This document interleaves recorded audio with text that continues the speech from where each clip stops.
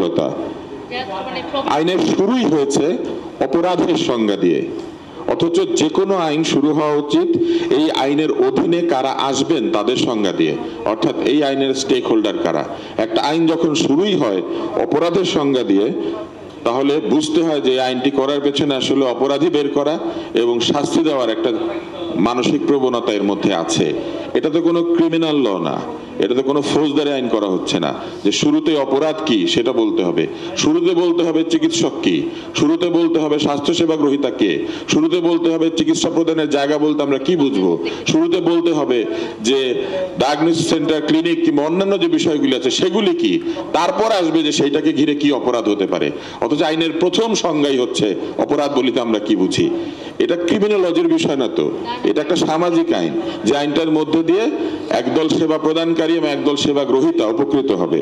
ফলে দেখেন সংজ্ঞায়নের মধ্যেই দুর্বলতা আছে। বলা হয়েছে সহায়তাকারী হলো যিনি চিকিৎসায় সহায়তা দেন, কিন্তু কোথাও বলা নাই সহায়তাকারীকে প্রশিক্ষিত হতে হবে। এখন যে কাউকে আমি ডাক দিয়ে সাথে নিয়ে নিলাম আর অপারেশন করলাম, উনি সহায়তাকারী হয়ে যাবে? প্রশিক্ষণ শব্দটাই সেখানে লেখা নাই, লেখা আছে সহায়তাকারী মানে যিনি চিকিৎসায় সহায়তা দেন।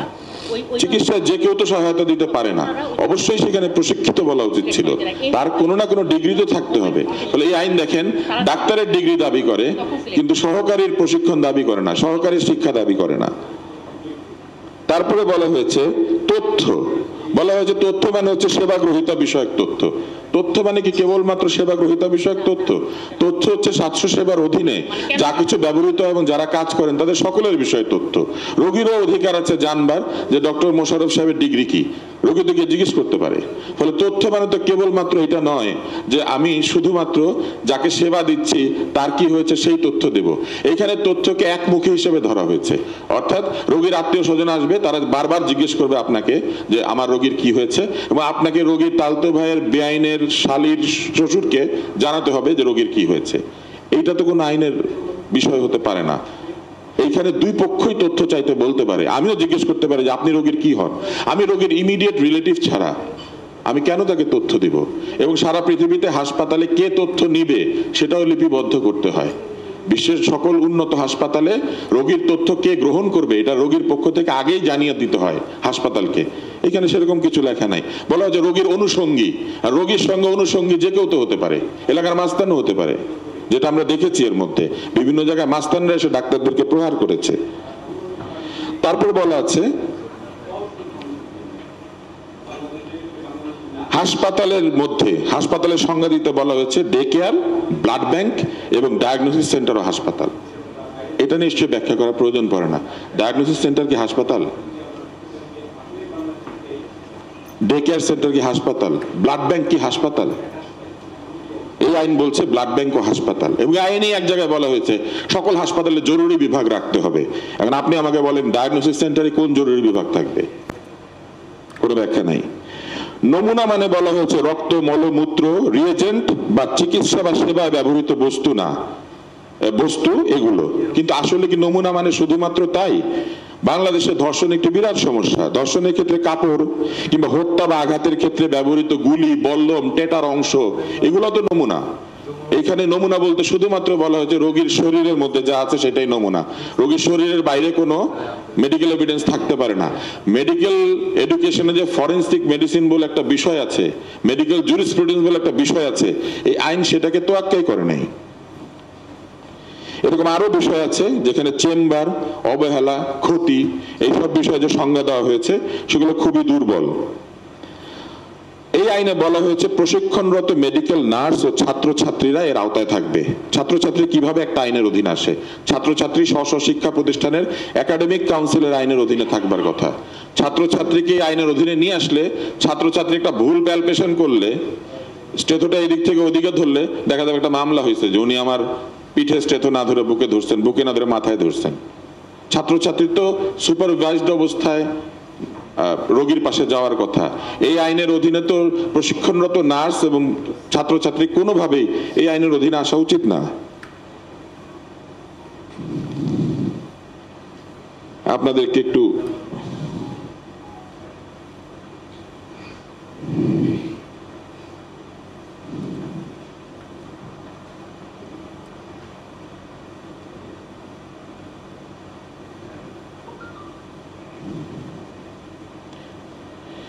সরকারি চাকরির বিধি অনুযায়ী ধারা 10-এ বলা হয়েছে ডিউটির সময় অন্য কোথাও কাজ করা দণ্ডনীয়, কিন্তু এটার সাথে তো সুরক্ষার কোনো সম্পর্ক নাই। এই আইনে এটা অন্তর্ভুক্ত করার কোনো দরকার নাই। সকল সরকারি কর্মচারী ডিউটির সময় বাজার করতেও যেতে পারে না, ডিউটির সময় আপনি আপনার বাচ্চাকে স্কুলেও যেতে দিতে পারেন না। তাহলে এটা আলাদা করে এখানে তো লিখবার কোনো প্রয়োজন নাই যে ডাক্তার সাহেব ডিউটির সময় বাইরে যাবেন না। ডাক্তার সাহেব কেন বাইরে যাবেন?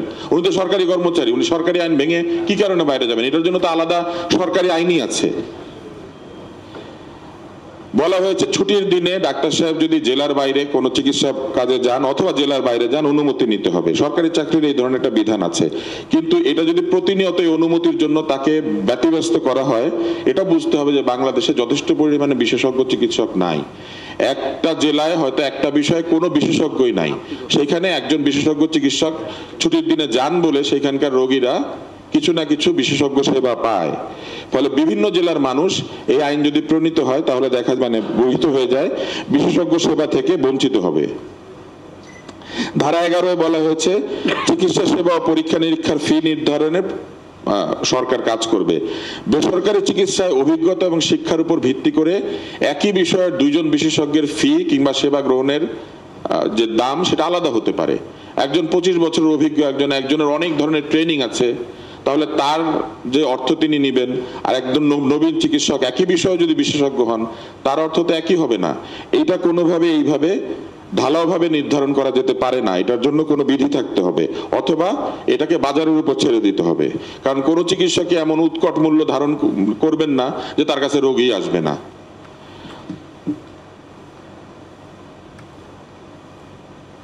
এরপরে আছে, আমরা নমুনার বিষয়টি একটু দেখিয়ে দিই। দেখেন এই যে গুলি, এই দেখেন তনু হত্যায় প্রথম আলামতে কিছুই পাওয়া যায় নাই প্রথম ময়না তদন্তে।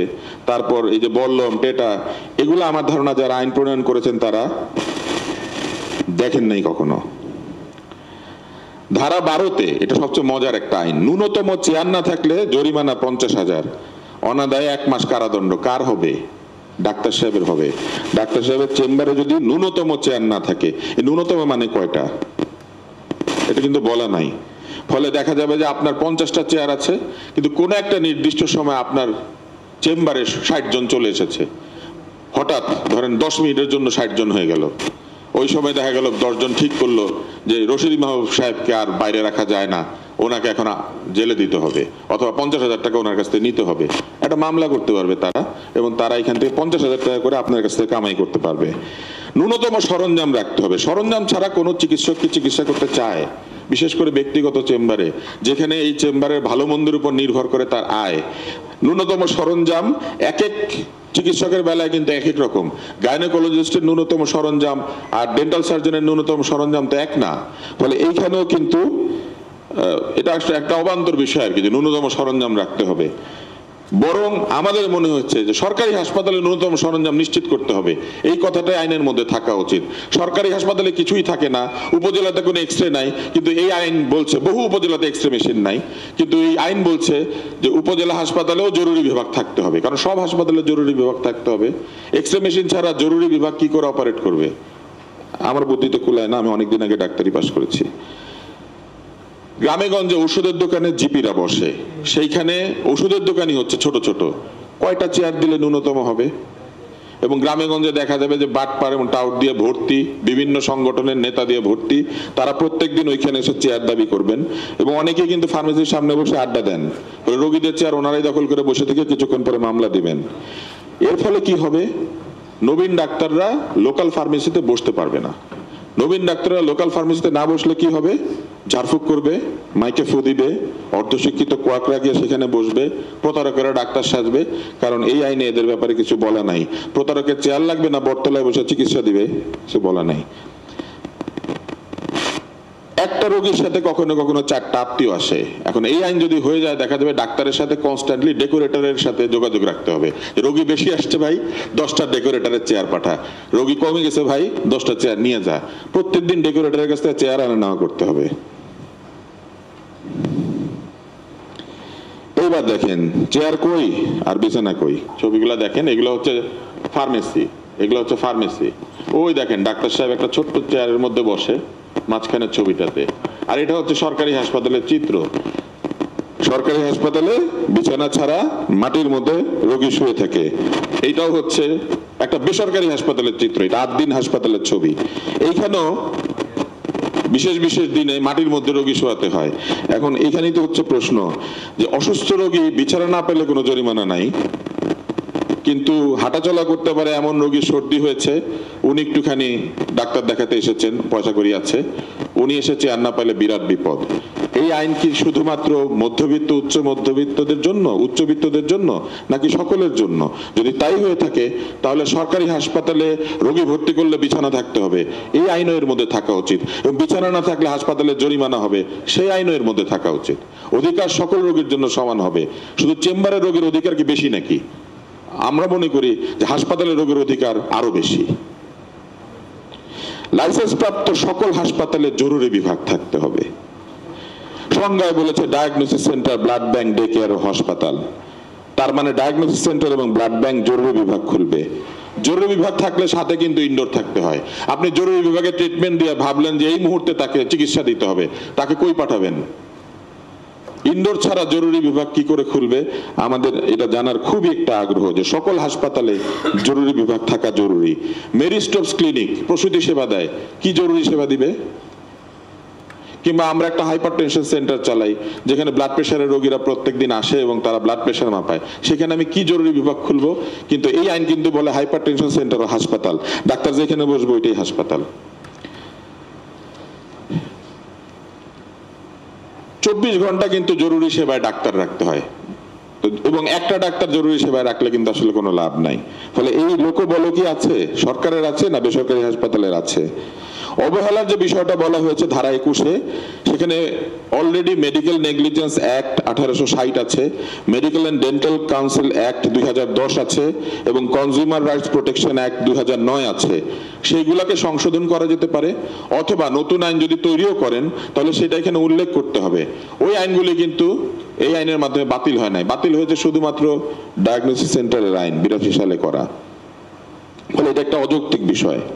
ধারা 12-3, 12-4, 13, 17, 19, 20 এবং 23-এর 1-কে যেভাবে এখানে ব্যাখ্যা করা হয়েছে তাতে আমরা যেটা এতদিন জানি এবং দেখেছি, রোগীদের পক্ষ থেকে চিকিৎসাজনিত অবহেলার জন্য তদন্ত সাপেক্ষে সংশ্লিষ্ট চিকিৎসকের বিরুদ্ধে যে কোনো ব্যবস্থা গ্রহণ করবে বিএমডিসি।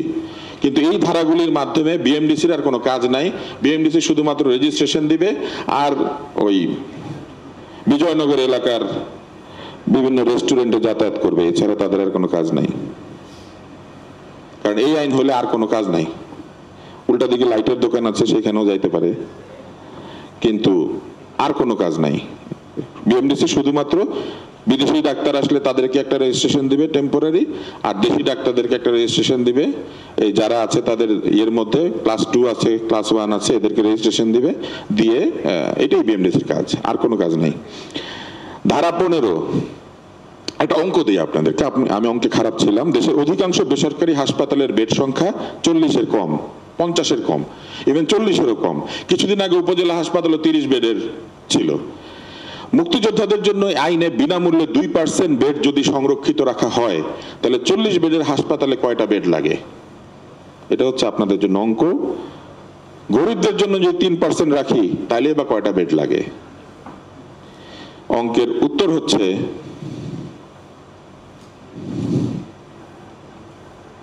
মুক্তিযোদ্ধার জন্য একটা বেডের 5/4 ভাগ, আর দরিদ্রদের জন্য একটা বেডের সঙ্গে আরেকটা বেডের 5/1 ভাগ। অথচ এই আইন বলতে পারত যে কোনো হাসপাতালে মুক্তিযোদ্ধাদের জন্য ন্যূনতম 1-2টি বেড রাখতে হবে, যেটা আসন সংখ্যা নির্বিশেষে, সেটা আপনার 40 বেডেরই হোক 50 বেডেরই হোক। কিন্তু এই পার্সেন্টেজে যদি যান তাহলে বহু হাসপাতাল বলবে আমার তো ভাই এক হয় না, আমি কি করে বেড রাখবো, আমার তো একটা বেড না, অর্ধেকটা রাখছি। এটাই বা কি করে হয়? এইখানে যেটা বলা উচিত ছিল যে ন্যূনতম 1টি বা ন্যূনতম 2টি অথবা 2%, এরকম বলা উচিত ছিল। যারা আইনটা করেছেন আমি জানি না, ওনারা সবসময় নুরুর পক্ষে থাকে। কোটা আন্দোলনের মতো কেউ এখন আন্দোলন শুরু করবে যে আমাদের একটা বেড লাগবে, 5/4 ভাগ লাগবে না। বিনামূল্যের বেড মানে কি? সেখানে কি ঔষধ আর সকল সেবা ফ্রি, নাকি শুধু বেড ভাড়া ফ্রি? এটার কোনো ব্যাখ্যা নাই। বলা হয়েছে যে বিনামূল্যে বেড রাখতে হবে। অধিকাংশ হাসপাতাল যেটা করে বেডের ভাড়াটা ফ্রি করে দেয়। দেখে তো বলবেন না, অল্প একটু বাকি আছে, অল্প একটু আছে, আপনি শুরুতেই বলে চললাম। স্বল্প এবং দীর্ঘমেয়াদে হাসপাতালে বিদেশি চিকিৎসক নিয়োগ দেওয়া যাবে, এইটা আইনের মধ্যে আছে, এটা নিয়ে আমরা অলরেডি কথা বলেছি। এখানে কোনো হাসপাতাল নির্দিষ্ট করা হয় নাই, সকল হাসপাতালে বিদেশি চিকিৎসকরা আসতে পারবে। আমরা মনে করি করের টাকায় সরকারি হাসপাতালে কোনোভাবেই বিদেশি চিকিৎসক আনা যাবে না, কেবলমাত্র স্বল্প মেয়াদে শিক্ষা এবং প্রশিক্ষণের জন্য তাদেরকে আনা যেতে পারে, যেটা অবশ্যই বিধি দিয়ে নিয়ন্ত্রিত হইতে হবে। ধারা 26-এ আছে, এই আইনের অধীনে সরল বিশ্বাসে গৃহীত বা বাস্তবায়িত কর্মকাণ্ড অপরাধ হিসেবে গণ্য হবে না। এটা অস্পষ্ট, কে দায়মুক্ত? যিনি এই আইনের অধীনে জরিমানা করবে তিনি দায়মুক্ত, নাকি যিনি জরিমানা খাচ্ছে তিনি দায়মুক্ত? এটা কিন্তু এখানে বলা নাই, কারণ ডাক্তারও তো সরল বিশ্বাসে চিকিৎসা করে এবং এই আইনের অধীনে তো উনিও কাজ করবে, কারণ এই আইনের অধীনে তো সকলেই আসছে। দুইজন সরকারি কর্মচারী, একজন যদি চিকিৎসক হন এবং একজন যদি আইন প্রয়োগকারী হন, দুইজনই আইনের অধীনে সরল বিশ্বাসে কাজ করলে একজনের দোষ হবে, আরেকজনের কেন হবে না? ধারা 8-এ আছে, ক্লিনিক এবং লাইসেন্স জনিত বিচারের বিষয়ে আপিল পুনর্বিবেচনার ক্ষেত্রে সরকারের সিদ্ধান্তই চূড়ান্ত। এটাও ঠিক হতে পারে না, কেননা যে কোন আইনের বিষয়ে সকল পক্ষের আদালতে যাওয়ার অধিকার কোনোভাবে রহিত করা যায় না এবং এটা অসাংবিধানিক এবং এটা নাগরিক অধিকারের সঙ্গে সাংঘর্ষিক। কোনো বিষয়েই কোনো মানুষকে আদালতে যাওয়ার অধিকার থেকে বঞ্চিত করা এটা যায় না। এবার আমরা সুরক্ষা আইনটা নিয়ে কথা বলি। চিকিৎসক বা স্বাস্থ্যসেবা প্রদানকারীকে জরিমানা করার বিধান রাখলে তার জন্য আর্থিক নিরাপত্তার বিধানও রাখতে হবে। আপনি তাকে বেতন দিবেন 8,000 আর জরিমানা করবেন 50,000, এটা কোনো আইনের মধ্যে হতে পারে না। বেসরকারি ক্লিনিক বা হাসপাতালে চিকিৎসক এবং স্বাস্থ্যসেবা প্রদানকারীর কোনো বেতন ধার্য করা নাই। জরিমানা হবে লাখ লাখ টাকা, অথচ ঢাকা শহরে 12 থেকে 15,000 টাকা দিয়ে চিকিৎসককে কাজ করতে হয়। এর চেয়ে কম বেতনও চিকিৎসক কাজ করে। এটা হচ্ছে ডাক বিভাগের এবং এটা হচ্ছে খণ্ডকালীন চিকিৎসক নিয়োগ বিজ্ঞপ্তি, standards and testing institution BSTI, যারা সবকিছুর মধ্যে ভেজাল ধরে। আপনারা যদি দুইটা বিজ্ঞাপন দেখেন, দেখবেন ডাক বিভাগ বলেছে খণ্ডকালীন চিকিৎসকের মাসিক বেতন 8,000 টাকা, আর BSTI বলেছে খণ্ডকালীন চিকিৎসকের মাসিক বেতন 10,000 টাকা। আপনারা নিজেকে প্রশ্ন করেন, আপনাদের সিকিউরিটি গার্ডকে কত বেতন দেন, আপনাদের ড্রাইভারকে কত বেতন দেন, আপনাদের বুয়া কত বেতন পায়? এই ধরনের সরকারি প্রতিষ্ঠান ডাক্তারের বেতন 8,000 আর 10,000 টাকা নির্দেশ করে সেইখানে আবার আইন করে এই ডাক্তারের চেম্বারে চেয়ার না থাকলে তাকে 50,000 টাকা জরিমানা দিতে হবে। এটা কোনোভাবেই কোনো ডাক্তার না, কোনো সুস্থ মানুষের এটা মেনে নেওয়ার কোনো উপায় নাই। চিকিৎসকের জন্য নিয়মিত শিক্ষা ও প্রশিক্ষণের কোনো বিকল্প নাই। তাকে যখন গ্রামে পাঠাবেন তার জন্য সেইখানে শিক্ষা উপকরণ রাখতে হবে, লাইব্রেরি থাকতে হবে এবং ইন্টারনেট ফ্রি দিতে হবে। তাকে মানসম্মত বাসস্থান দিতে হবে। তার সেবার জন্য শুধুমাত্র কিন্তু শারীরিক সুস্থতা না, তার মানসিক সুস্থতা খুবই জরুরি। বছরের পর বছর গ্রামে ফেলে রেখে তার কাছ থেকে সুচিকিৎসা আপনি আশা করতে কোনোভাবেই পারেন না। যখন তার বদলির সময় হবে সঙ্গে সঙ্গে তাকে বদলি করে তাকে বেটার জায়গাতে আনতে হবে এবং তার শিক্ষার ব্যবস্থা করে দিতে হবে। বছরের পর বছর সে পোস্টিং এবং শিক্ষা দুইটা থেকে বঞ্চিত হবে, এটা কোনোভাবেই হতে পারে না। আমরা বেলকুচিতে গিয়েছিলাম, সেখানে 7 জন ডাক্তার আছে, 5 জনেরই 4 বছরের বেশি সেখানে পোস্টিং হয়েছে এবং তারা কেউ 5.5 বছর ওইখানে আছে। এবং জনবল কম থাকা একমাত্র নারী চিকিৎসক যিনি এখানকার RMO, সেদিন তার প্রথম বিবাহ বার্ষিকী ছিল, তিনি স্বামীর সাথে দেখা করতে পারেন নাই, কারণ তিনি বেলকুচিতে, তার স্বামী পঞ্চগড়ে, তাকে সেখানে ছুটি দেয় নাই। এই ভদ্রমহিলা ওই দিন সারাদিন রোগীর সাথে হাসবেন এটা আপনারা আশা করেন? ওদিন তার মন খারাপ, ওদিন তার জীবনের প্রথম বিবাহ বার্ষিকী, উনি সেটা স্বামীর সাথে পালন করতে পারছেন না, কারণ জনবল কম থাকায় উনি ছুটি পায় নাই এবং উনি হে হে করে সবার সাথে ওইদিন হাসবে, এটা আশা করার কোনো যুক্তি নাই। ফলে ডাক্তারকে তার মানসিক নিরাপত্তা দিতে হবে।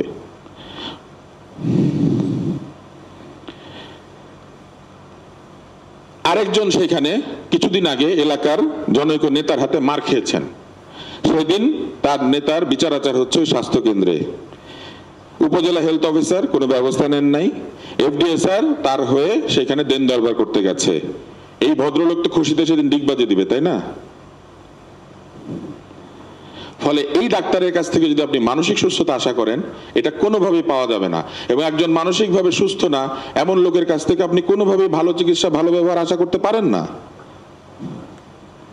ভালো ব্যবহার পেতে গেলে ডাক্তারের সঙ্গে ভালো ব্যবহার করতে হবে, স্বাস্থ্যসেবা প্রদানকারীর সঙ্গেও ভালো ব্যবহার করতে হবে। তার পাশে কোয়াক এবং ভণ্ডদেরকে চিকিৎসা করতে দেওয়া যাবে না। তাকে ভালো পরিবেশ দিতে হবে।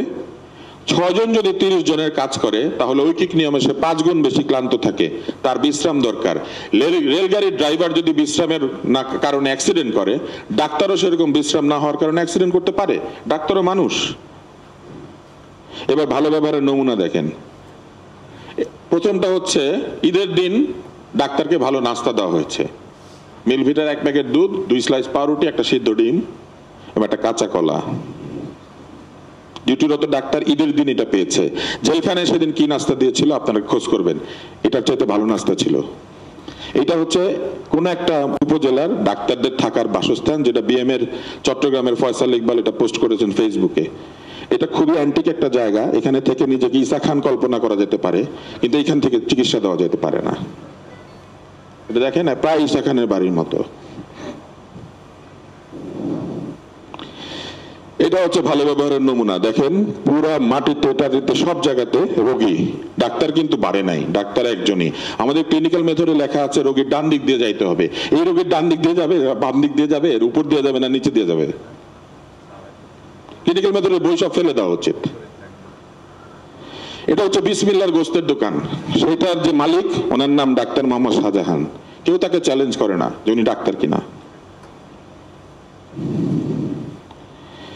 এটা হচ্ছে পেশাগত নিবন্ধন বিষয়ক বিজ্ঞপ্তি। লিয়াকত ভাই এখানে আছেন, ওনারা সব ধরনের ডাক্তারকে নিবন্ধন দিচ্ছেন উত্তরাতে অফিস খুলে। তাহলে বিএমডিসি রেখে লাভ কি? আমরা সব গিয়ে ওইখানে নিবন্ধন নিতে পারি। এদের ব্যাপারে আইনে কিচ্ছু বলা নাই। এবং এটা হচ্ছে অর্থোপেডিক বিভাগ বরিশালের হাসপাতালে। এইখানে 32টা বেড, 128 জন রোগী ছিল।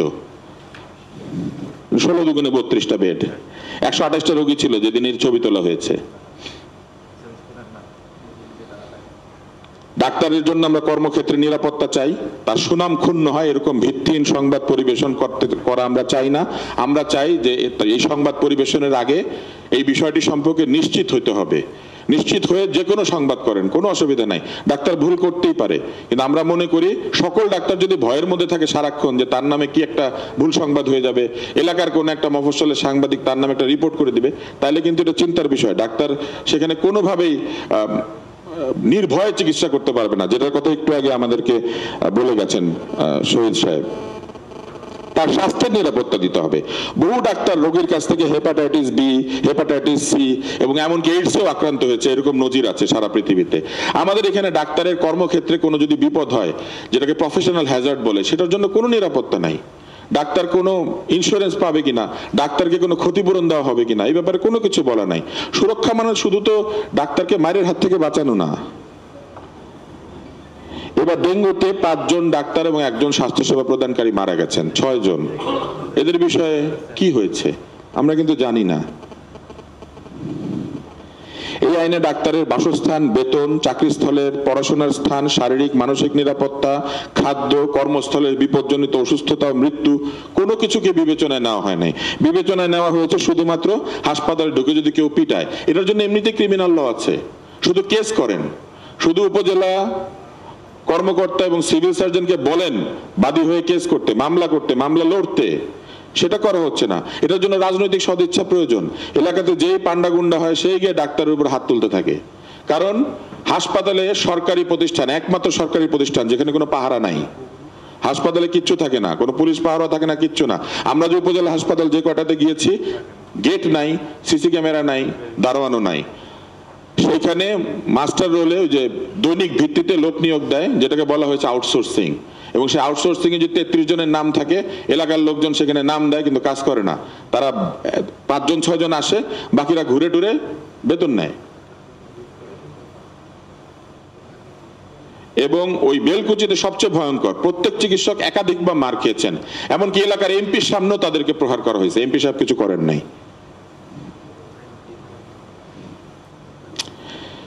সরকারি হাসপাতাল এবং বেসরকারি হাসপাতালে একই ধরনের নিয়ম প্রযোজ্য করা হয় না এই আইনে, এবং ডাক্তার এবং স্বাস্থ্যসেবা প্রদানকারীর কাছ থেকে অনেক কিছু আশা করা হয়েছে, কিন্তু তাদের সুরক্ষার জন্য কি করা হবে এই ব্যাপারে কোনো দিক নির্দেশনা নাই। সুরক্ষা একটা সামগ্রিক বিষয়, এবং একটা আইন বাতিল করে আরেকটা আইন করার মধ্যে দিয়ে কখনোই সুরক্ষা নিশ্চিত করা যায় না। এটার নাম সুরক্ষা আইন দেওয়া হয়েছে, কিন্তু এটা এক ধরনের ভাওতা। এই আইনে অধিকাংশই হচ্ছে জরিমানা এবং শাস্তির বিধান, যেগুলো ডাক্তার, ক্লিনিক আর ডায়াগনোসিস সেন্টারের। এটাকে স্বাস্থ্য সুরক্ষা আইন না বলে এটাকে বেসরকারি ক্লিনিক আইন বলা ভালো। প্রথম আলো দেখেন, প্রথম আলোতে বলা হয়েছে যে রোগীরা 58% রোগী বিএমডিসিতে নিবন্ধিত না এমন চিকিৎসক ও ব্যক্তিদের কাছ থেকে চিকিৎসা নেয়। এটা কিন্তু সরকারি জরিপ, এটা প্রথম আলো ছেপেছে, এটা সরকারি প্রতিষ্ঠানের জরিপ। এবং বলা হয়েছে, পরিসংখ্যান ব্যুরো বলেছে, অযোগ্য চিকিৎসকদের চেম্বারে 23% মানুষ চিকিৎসা নেয়। ওষুধের দোকানদার, কর্মচারী, কম্পাউন্ডাররা সবচেয়ে বেশি মানুষকে চিকিৎসা দেয়, 33% তাদেরকে চিকিৎসা দেয়। 2.23% যায় হোমিওপ্যাথির কাছে, হেকিম আর কবিরাজের কাছে 0.76। তার মানে দেখেন, হেকিম, কবিরাজ এবং হোমিওপ্যাথরা মিলে 3%, আর 58%-এর বেশি হচ্ছে যারা ডাক্তার না তারা চিকিৎসা দেয়। তাদের ব্যাপারে এই আইনে কিচ্ছু বলা নাই। এবং এটা হচ্ছে পাশের দেশের একটা স্যালারি কম্পারিজন, যেখানে পরিষ্কার দেখানো হয়েছে যে তাদের সরকার নির্দিষ্ট করে দিয়েছে যে একজন ডাক্তারের এন্ট্রি স্যালারি কি হবে। 80,500 টাকা হচ্ছে গভর্নমেন্ট স্যালারি, প্রাইভেট হলে সেটা 50,000 টাকা। এমবিবিএস এ যদি 15 ইয়ার্সের এক্সপিরিয়েন্স থাকে তার বেতন হয় 1,30,000 টাকা, প্রাইভেট হবে 1,05,000 টাকা। যদি এমডি ডক্টর হয় এন্ট্রি লেভেলে পাবে 95,000 টাকা, প্রাইভেটে বেশি, এবং 15 বছরের এক্সপিরিয়েন্স থাকলে গভর্নমেন্ট লেভেল হবে 1,60,000, প্রাইভেটে 3,70,000। আমাদের দেশে ডাক্তারের কোনো ধরনের ন্যূনতম বেতন নির্ধারণ করা নাই। যার আর্থিক নিরাপত্তা নাই, যার শারীরিক নিরাপত্তা নাই, যার মানসিক নিরাপত্তা নাই, যার শিক্ষার নিরাপত্তা নাই, যার খাদ্যের নিরাপত্তা নাই, তার কাছ থেকে আপনি সুচিকিৎসা আশা করেন। উনি তো দেবতা না, উনি তো পোপ না, উনি তো মাদার তেরেসা না। ফলে এইভাবে যদি আমরা ডাক্তারের কাছ থেকে সেবা চাই, এটা আমরা কোনোদিন পাবো না। আমরা সরকারি এবং বেসরকারি পর্যায়ে, এটা এফডিএসআর এর চাওয়া, আমরা ডাক্তারদের পেশাগত সামগ্রিক সুরক্ষা চাই। তার শারীরিক, মানসিক, আর্থিক নিরাপত্তা নিশ্চিত করে এমন আইন চাই যাতে সে নিরবচ্ছিন্নভাবে কেবলমাত্র চিকিৎসা সেবায় মনোযোগ দিতে পারে। আমরা রোগীদের জন্য সরকারি বেসরকারি হাসপাতাল নির্বিশেষে সকল সুবিধাদি নিশ্চিত হয় এরকম আইন চাই। আমরা চাই 2041 সালে উচ্চ আয়ের দেশ যদি হয় তাহলে সেখানকার স্বাস্থ্য ব্যবস্থাকে উচ্চ করতে। যদি আমরা সেটা না করি তাহলে 2041 সালে আমাদের পকেটে অনেক টাকা থাকবে, কিন্তু স্বাস্থ্যহীন এবং চিকিৎসাহীন একটা রুগ্ন জনসমষ্টিতে আমরা পরিণত হব। আর তাই আমরা মনে করি প্রস্তাবিত স্বাস্থ্যসেবা ও সুরক্ষা আইন 2018-কে সংশোধন করে ক্লিনিক এবং ডায়াগনস্টিক ব্যবসা পরিচালনার জন্য আলাদা আইন এবং চিকিৎসক ও রোগীর সুরক্ষার জন্য আলাদা আইন করা হোক। ব্যবসা পরিচালনার আইন আর একটা প্রফেশনাল বডিকে তার এথিক্সের মধ্যে কাজ করার সুযোগ তৈরি করে দেওয়ার আইন এক হতে পারে না। আপনাদের সকলকে ধন্যবাদ। ধন্যবাদ আব্দুল নূর তুষার ভাইকে তার সুন্দর বিশ্লেষণধর্মী এই উপস্থাপনার জন্য। শায়দ আমরা মনে হয় আমাদের মধ্যে উপস্থিত হয়েছেন একজন আমন্ত্রিত অতিথি, তাকে একটু পরিচয় করিয়ে দিলে ভালো হয়। আচ্ছা, আমাদের মধ্যে আমাদের আলোচনার সময়কালীন কিছু বিশিষ্ট ব্যক্তিবর্গ এসেছেন। আমি একটু অনুরোধ করব, প্রভাস আমিন এবং আমাদের বঙ্গবন্ধু মেডিকেল বিশ্ববিদ্যালয়ের একজন প্রফেসর এসেছেন, একজন মিডিয়া ব্যক্তিত্ব এসেছেন, একটু যদি